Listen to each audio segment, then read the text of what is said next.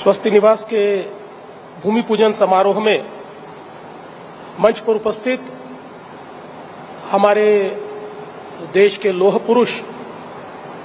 और देश ने जिनको क्राइसिस के समय अगुवाई करते हुए देखा है और जिन्होंने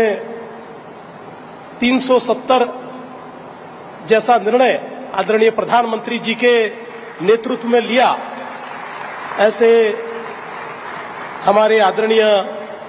गृह एवं सहकारिता मंत्री अमित भाई शाह, हमारे साथी चंद्रशेखर बावनकुळे जी, एनसीआई के अध्यक्ष एडवोकेट सुनील मनोहर जी, श्री अजय संचेती जी, परिनोरिका के श्री जॉर्ज टुबुल, हमारे सीईओ शैलेश जोगळेकर जी, परिनोरिको के प्रसन्न मोहिले जी, हमारे मेडिकल डायरेक्टर आनंद पाठक जी, हमारे साथी समीर मेघे जी, आनंद औरंगाबादकर जी, मंचासीन सभी महानुभाव, यहां पर इस कार्यक्रम में पधारे हुए नागपुर शहर के सभी गणमान्य नागरिकगण और उपस्थित सभी बहनों और भाइयों, हम सभी के लिए ये बहुत ही हर्ष की बात है कि आज नेशनल कैंसर इंस्टीट्यूट के स्वस्ति निवास के भूमि पूजन में आदरणीय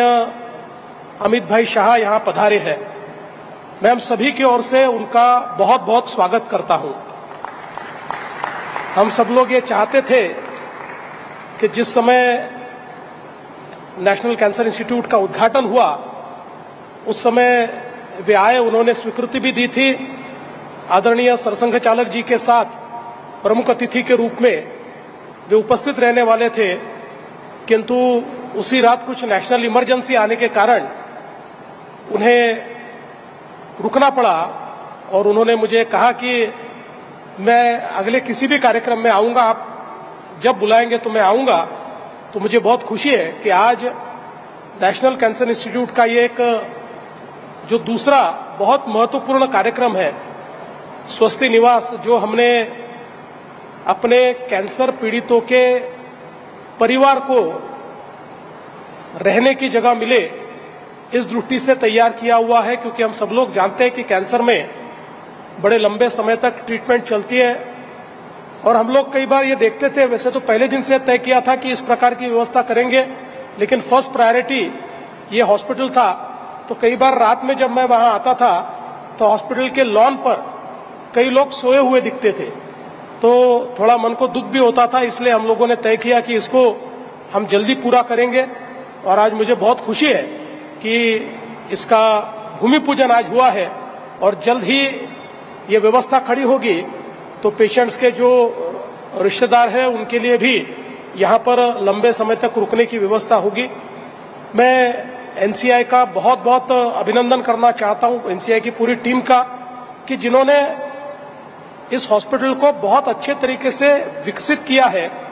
और लगातार इसको पेशेंट केयर की दृष्टि से, उपचार की दृष्टि से हम नई नई चीजें कैसे कर पाए, जो दुनिया में उपलब्ध है वो हम यहाँ कैसे ला पाए, ऐसा प्रयास लगातार एनसीआई ने किया है। और मुझे ऐसा लगता है कि आने वाले दिनों में, जैसे अभी हम लोग जब एनसीआई देख रहे थे तो आदरणीय अमित भाई ने हमको ये कहा कि इसको एक प्रीमियर रिसर्च इंस्टीट्यूट के रूप में आप डेवलप कीजिए, तो निश्चित रूप से आने वाले समय ये एक प्रीमियर रिसर्च इंस्टीट्यूट के रूप में हम इसको विकसित करने का प्रयास करेंगे। आज के इस मौके पर मैं आप सभी को बहुत बहुत धन्यवाद देता हूं, आदरणीय अमित भाई का बहुत बहुत स्वागत करता हूं और अपने शब्दों को विराम देता हूं। धन्यवाद। जय हिंद।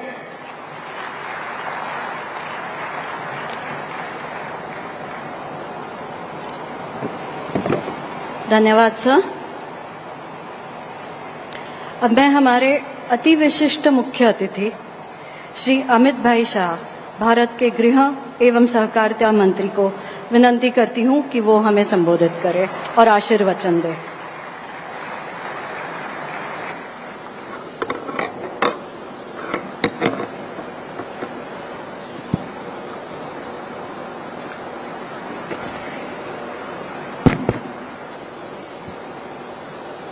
मेरे साथ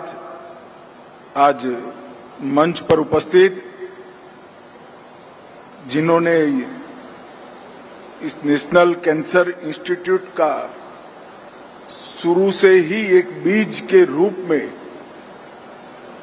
बीजारोपण कर वटवृक्ष बनने तक की चिंता की है, ऐसे महाराष्ट्र के सम्माननीय मुख्यमंत्री श्रीमान देवेंद्र फडणवीस जी, महाराष्ट्र के राजस्व मंत्री श्री चंद्रशेखर बावनकुले जी, भाई समीर मेघे जी, श्री जो तुबुल ji, CEO Pernod Ricard India, Shri Sunil Manohar ji, Shri Ajay Sancheti ji, Shri Prasanna Mohile ji, Shri Shailesh Joglekar ji, Shri Anand Pathak ji, Shri Anand ji और आज इस कार्यक्रम में उपस्थित सभी भाइयों बहनों को मेरा नमस्कार प्रणाम। आज नेशनल कैंसर इंस्टीट्यूट के एक नए स्वस्ति निवास के भूमि पूजन के मौके पर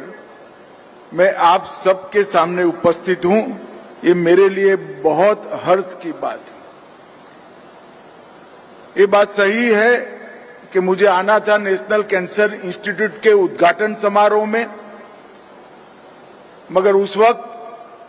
मणिपुर में कुछ घटनाएं होने के कारण मैं आ नहीं पाया था। 2023 से 25 तक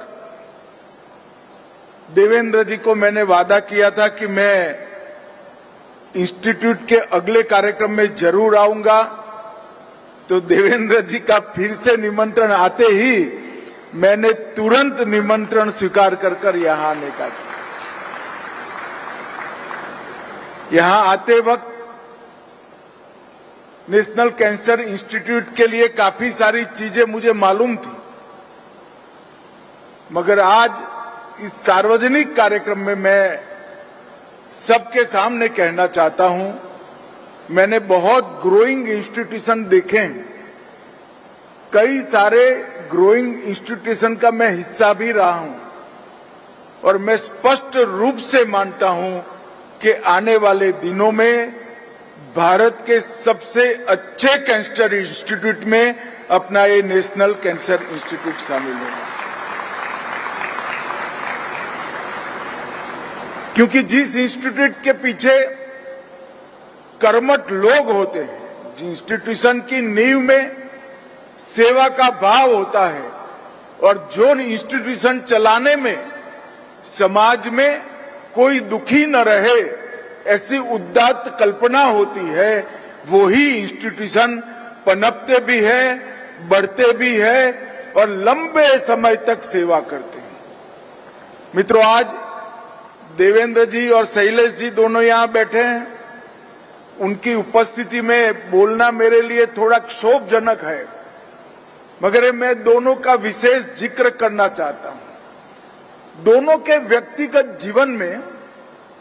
परिवार में कैंसर बड़ा दुख लेकर आया, नुकसान भी किया, परंतु दुख और वेदना को समाज सेवा के संकल्प में परिवर्तित कर लाखों लोगों के दुख में सहाय रूप होने का विचार बहुत कम लोगों को आता है। और ये दोनों महानुभावों ने जब ये विचार किया, देवेंद्र आज तो भारत के अर्थ राजधानी वाले राज्य के मुख्यमंत्री हैं और दूसरी बार बने, परंतु जब विचार किया तब ये स्थिति नहीं थी। उस वक्त एक कल्पना करना कि हमारे परिवार पर जो दुख आया है, हमारे परिवार पर जो आपदा आई, ऐसी आपदा जिन जिन के परिवार में आए, इस सब के लिए एक स्थान ऐसा बनाना कि सरलता से वो दुख का निवारण हो सके, उनके परिजनों का इलाज हो सके। और देखिए साहब, शुभ संकल्प जो होता है, इसको आशीर्वाद ईश्वर का भी मिलता है, समाज का भी मिलता है। और आज वो बोया हुआ बीज हमारे सामने एक वट वृक्ष बनकर यहाँ पर खड़ा है और हजारों लोगों के जीवन में से दुख दूर करने का काम कर रहा है। मित्रों, पश्चिम के देशों में अस्पताल का कंसेप्ट अलग है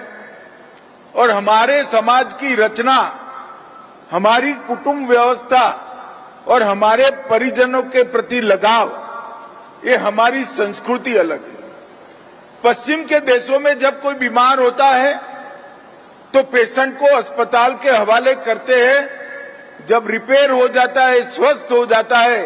वो चला आता है। इसमें मुख्यमंत्री और प्रधानमंत्री की विशेष सहायता को जोड़िए तो लगभग 25 लाख तक किसी को, गरीब को 4 आना भी खर्च करने की जरूरत नहीं रहती। और इसके कारण देश के 60 करोड़ गरीबों के जीवन में बीमारी के समय में लड़ने का एक हौसला आया है। बीमारी के बाहर निकलकर फिर से अपने परिवार के साथ रह पाएंगे, ऐसी आशा का जन्म हुआ है। और मोदी जी ने न केवल 5 लाख रुपए का इलाज फ्री किया, सस्ती दवाइयों की दुकानों की श्रृंखला कर दी और इसके साथ साथ सबसे बड़ा जो तकलीफ था वो डॉक्टरों को था। आज मैं आप सभी को बताना चाहता हूं, इस 11 साल में 2014 में देश भर में 7 एम्स थे, अब 23 एम्स अप्रूव हो चुके हैं।